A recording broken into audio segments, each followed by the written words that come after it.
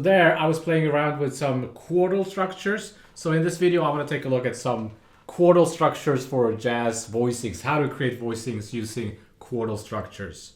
I'm kind of guessing that most of you watching my videos, you already know how to create fourth voicings, but hopefully I'll dig a little bit deeper than you normally would in this video. So yeah, let's get started, shall we?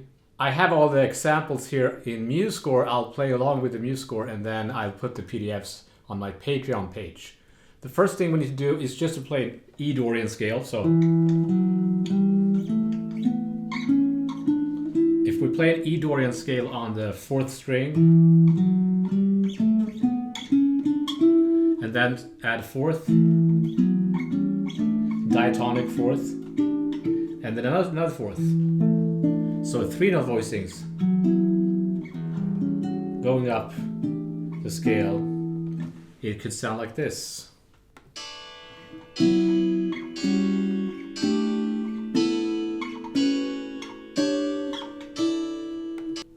So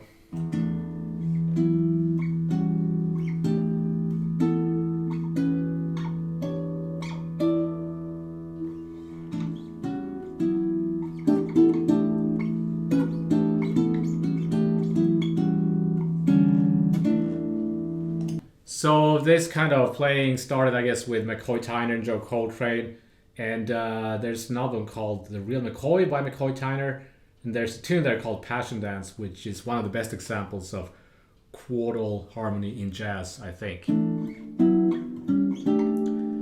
So what happens is that this kind of opens up the harmony in a different direction. So now all of a sudden, if I play them as thirds,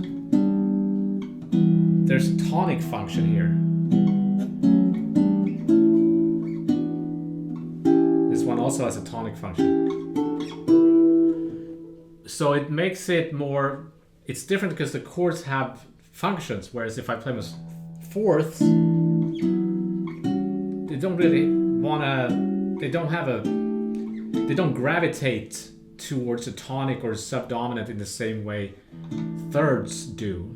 So that opens up the harmony, so I could kind of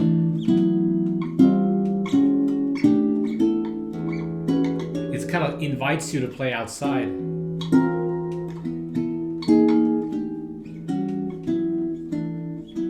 You should also do this with a pentatonic scale. If I take the same voicing and go up the pentatonic scale, I get this.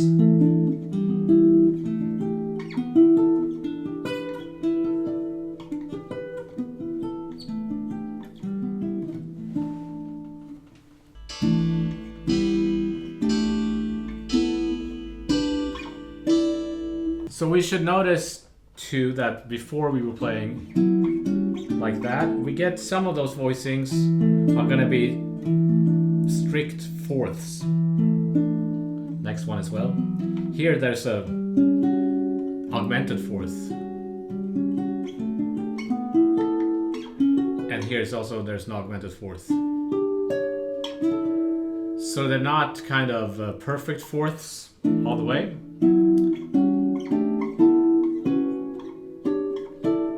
I could, however, take the top note and go up and then play them as parallel perfect fourths all the way.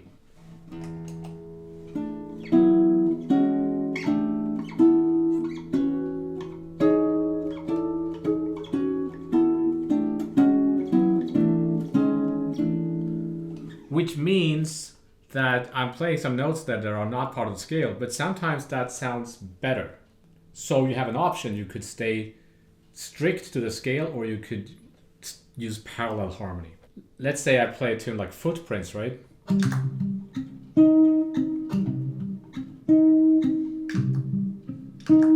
Where the melody is like this.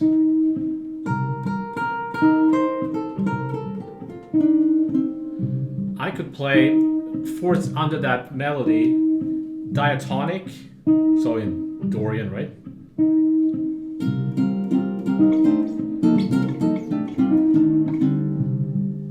Or I could do parallel.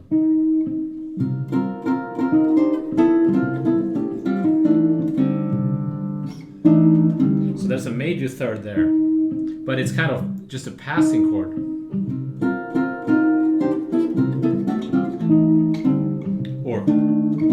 Which one do you think sounds better? I think a mix of the two. So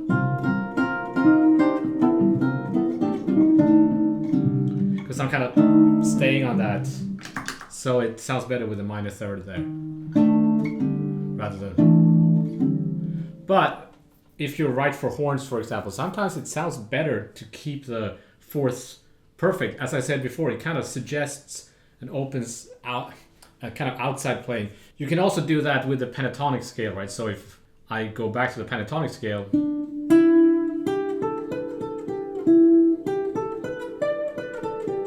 I play them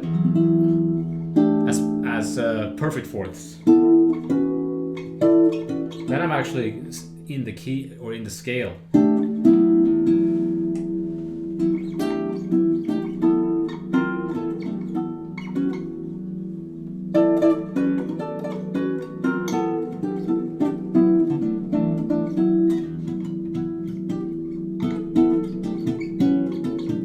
So all I'm doing is playing the pentatonic and then parallel fourths under those notes. The other example, I was harmonizing the top note with notes from the pentatonic scale, which gives me a minor triad there and a major triad there, and all the other chords are perfect fourths. There is a way that you can take this idea and go outside of the key that I saw Robin Ford talk about in a clinic at Musicians Institute. I wasn't at the clinics, but when you go to MI, you can watch all the previous clinics. They have videos, or they used to have videos of all the previous clinics and workshops that you could watch. So I watched a Robin Ford workshop where he showed this idea that he got from Miles Davis, because Robin Ford used to play with Miles Davis. And I've never seen anybody else talk about this idea. Let's take those chords.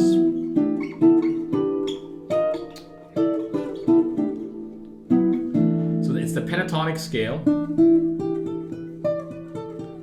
E minor pentatonic, with the fourths under each note. But before I play the fourth, I'm going to play a major triad in second inversion, and then resolve it to that kind of, so it sounds like it's a resolution almost. So I'm playing a major triad and then the perfect fourths, and some of those triads are kind of outside.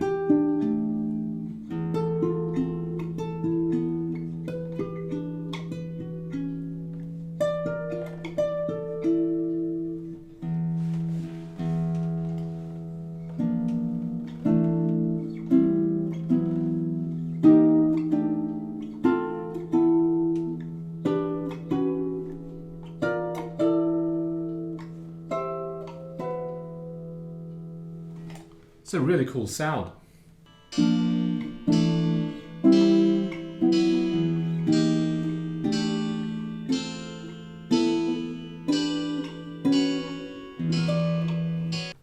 There is a tune where you can kind of hear the same idea. It's that tune, Late Night. Is it Last Night or Last Night maybe, by Larry Carlton, right?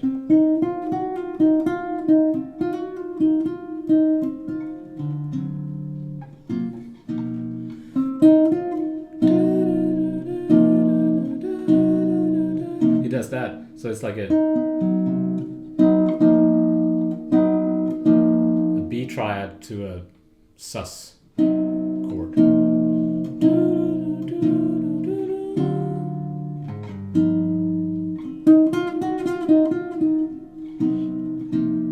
So there, that's a good example. I don't know if Larry Carlton got that from Miles Davis or if it just happens to be the same kind of thing. I don't know. So now let's do inversions of these. That was a big thing for me when I realized that you can invert these chords. So the first inversion looks like this. So I take the E and I put it on top instead. And I go up the scale, the E Dorian scale.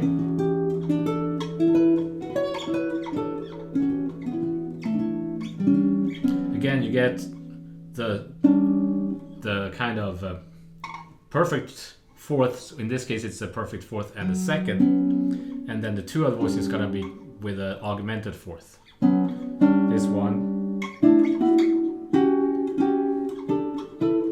or actually, it's gonna be the augmented fourth is there.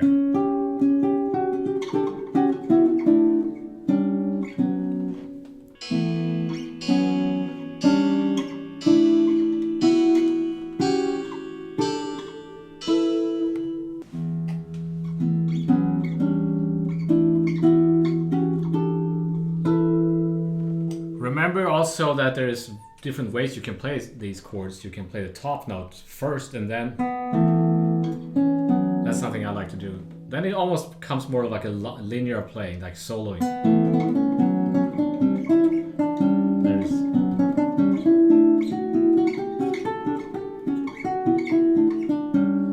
You can break them up, arpeggiate them with the two top notes and then the bottom.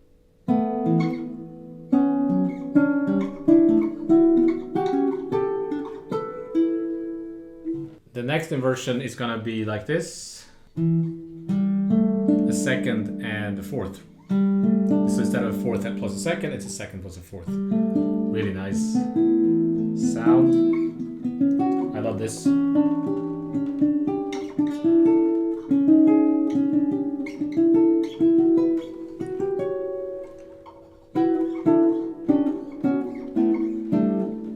So I'll have to start here because I'm running out of strings, so I played the first one here.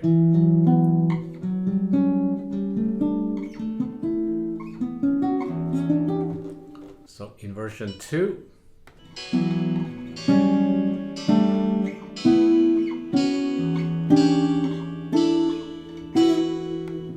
Okay, so now you could do all this stuff with melodic minor and harmonic minor as well. I don't think that harmonic minor is super relevant, but definitely melodic minor. Now it gets a little bit trickier, so I didn't include that in this lesson. But what you have to do is you play Dorian and you raise the D to a D sharp, right?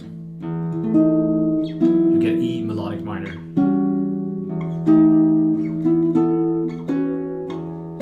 That's a funny one.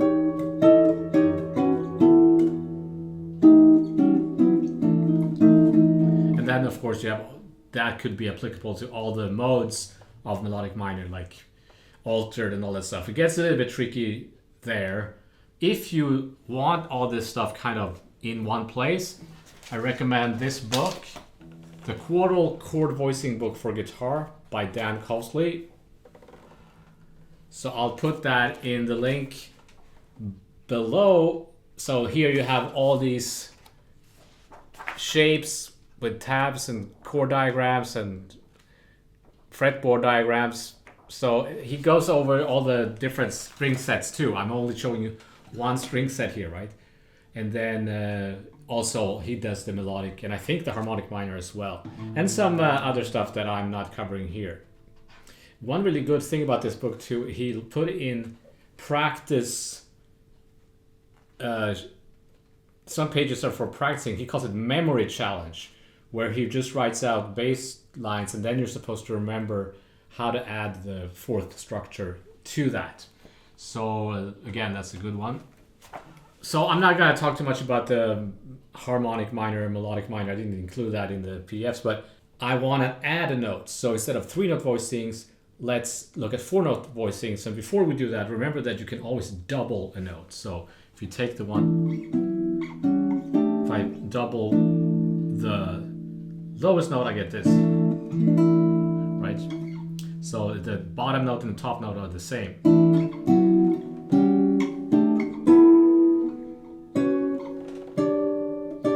That's a nice one.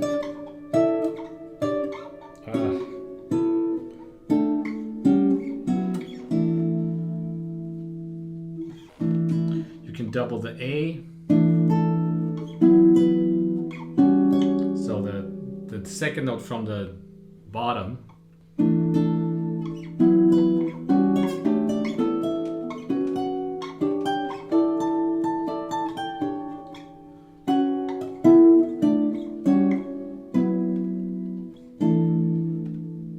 But the most common thing to do is to add one more fourth. So we get fourth, fourth, and the fourth.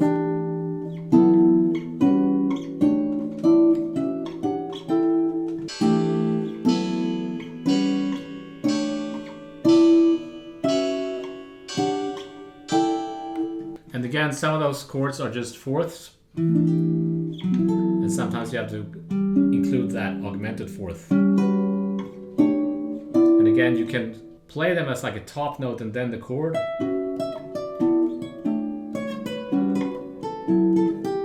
I find a lot of people do that these days. That kind of playing. But it's also very common to put a third on top. Because then you get these so what voicings. And those ones are pretty easy to grab. The other ones are a little bit funnier. I talked about that in my previous lesson on the guitar comping book.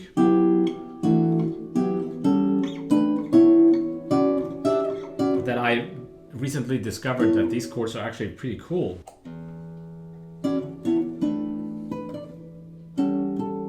You get that 13 voicing there.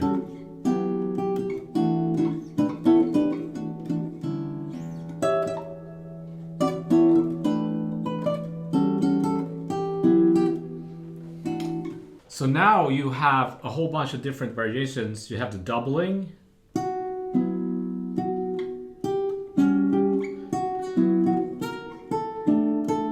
And then you have the so what.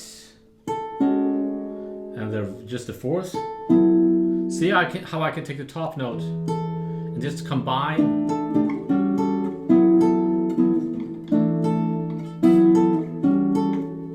Or kind of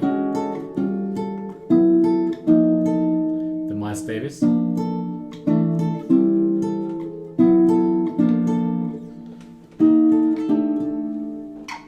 Now you can actually invert these chords as well, right? So if we take this chord and make inversion, the easiest way to think about that, kind of cheating, well, it's not cheating, I guess, is to think of that as an E minor 7 drop 2. Then just drop the B to an A. So I do that with the versions of E minor 7. Drop the B to an A.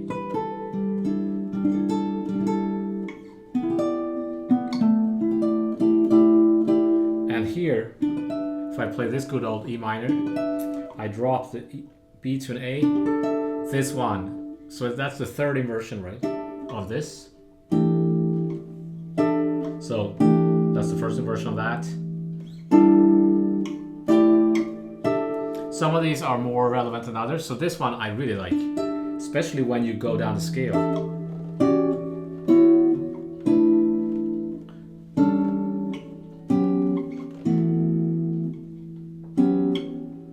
You get some really interesting chords like this one.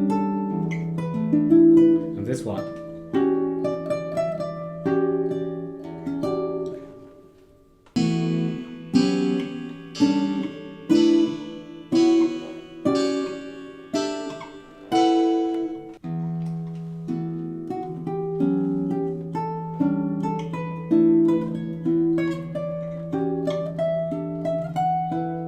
Again, I'm playing the top note and then the kind of the rest of the strings.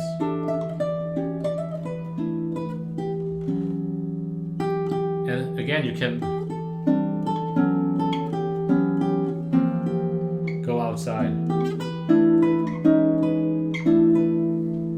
Because those voicings don't give you that feeling of tonic, subdominant, dominant, because you need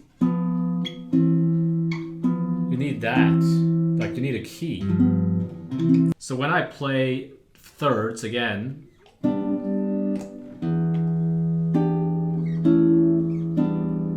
that really those chords give you a sense of gravity where the tonic is. So if I play outside, it just sounds kind of really weird. But if I play fourths,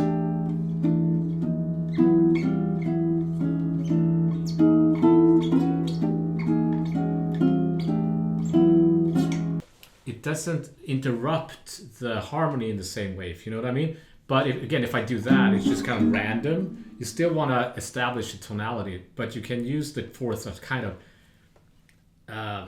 as a way of kind of taking outside. You could do that with lines as well, and the trick there is to use pentatonics. So if I'm in E Dorian, right, and I have this kind of situation.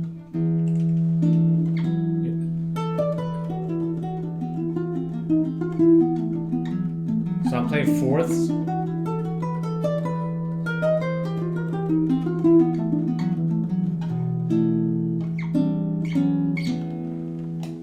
That's really not what I wanted to talk about in this video. I wanted to talk about voicings, but I have made a video in way back called Use the Fourth, where I talk about that. I might make a new video where I talk about how to use chordal ideas in your soloing, even though I don't consider myself an expert on that.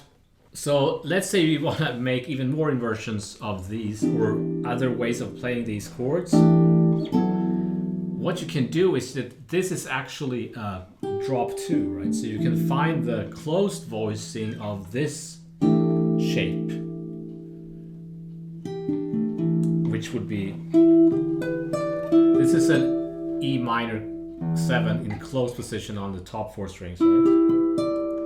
I often say, and I do say in my video on drop 2 voicings, that the closed voicings on guitar are not very user friendly, even though I can play this one, which is the first E minor 7 chord. But as soon as I get into the inversions, they're really hard to play. This one happens to be to play because there's an open string there. But this one, you're gonna hurt yourself. So we don't learn those chord voicings on the guitar. I imagine on the piano, those are the first thing you learn how to play. That's really easy to do on the piano, but we learn this first, which is actually a drop 2 voicing. But if we use this idea of dropping the 5th to 4th to create chordal structures, these closed chord voicings are kind of applicable. So if I take, I'm gonna switch to A minor. If I take, that's the first A minor 7, and I drop the E to a D, I get this.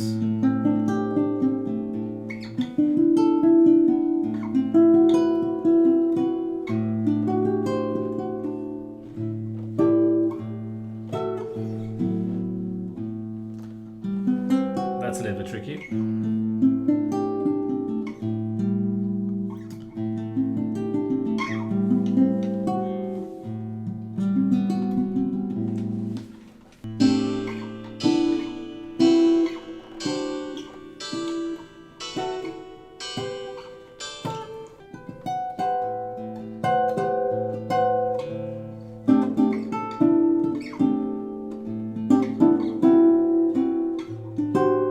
Of course, this could be any other mode too. Like it could be, if it's A Dorian, it could be, you know, C Lydian.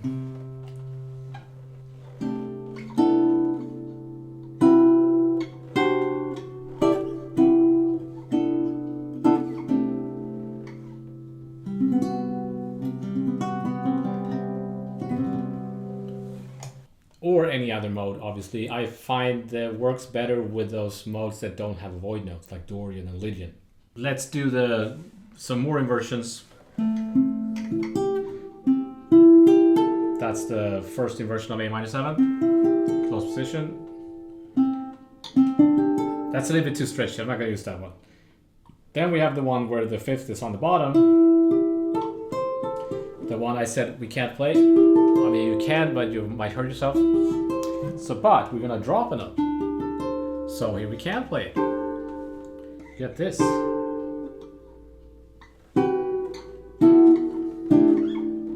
This is one of my favorite chords at the moment.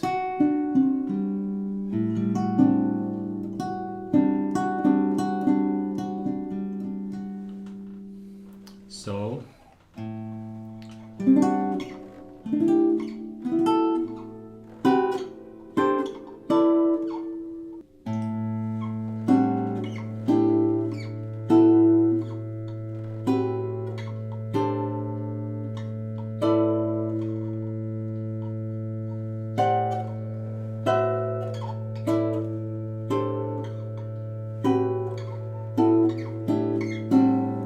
That's actually pretty hard to play. So how to practice these? You could use them over tunes. Some tunes that are really good to work with this stuff is Little Sunflower, modal tune, or Maiden Voyage. But you could also just come up with a chord progression. Let's do Lydian chords. Let's say you move Lydian chords in major thirds or minor thirds. But if I do major thirds, so C, playing like a bossa, to A flat,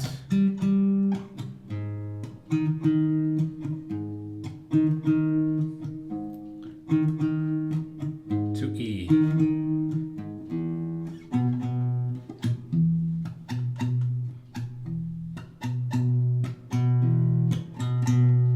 so then I'll start playing maybe here, and then I try to go up, and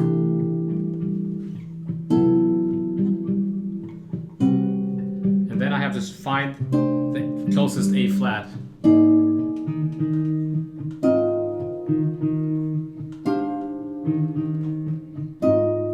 To C, E, I mean.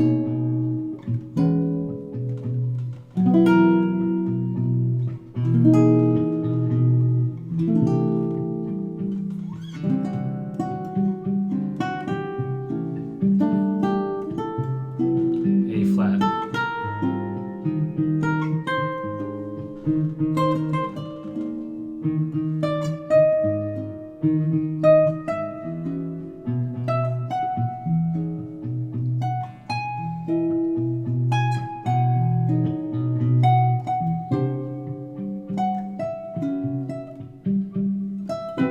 There it is.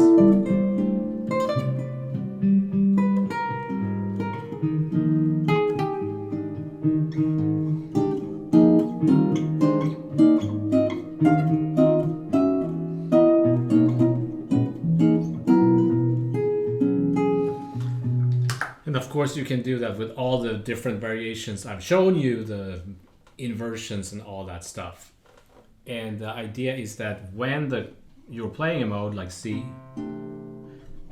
I see all the notes on the fretboard.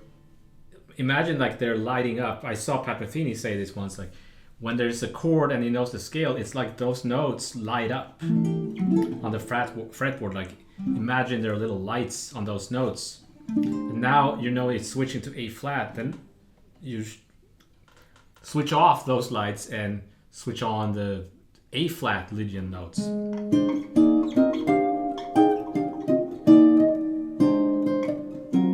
Ah, and then E.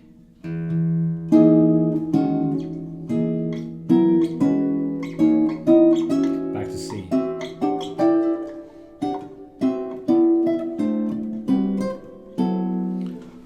So you could do that over just generic chord progressions like that.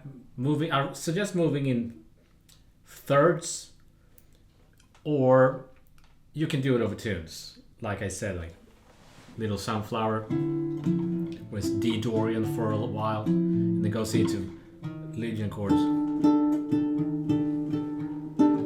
The idea is to, when you're going in one direction, when the next mode is coming up, you don't want to stop. You want to keep going and just transition into the next mode with the voicing that fits the best there. So that's an exercise you could do. Well, I'm gonna stop there. That was some information about Quartal voicings, and if you want like a good overview over all these voicings, I really recommend this book, the Quartal Chord Voicing Book for guitar. I don't think I've seen other books on this, even though there are some other books that talk about it, especially the Mick Goodrick Advancing Guitarist. He talks about this quite a lot. He even goes further with 5 and 6 note voicings and stuff like that, which is a little bit much if you ask me. But anyway, that was that. And as always, these PDFs are on my Patreon page, and I want to thank you for your time and attention, and I shall see you next time.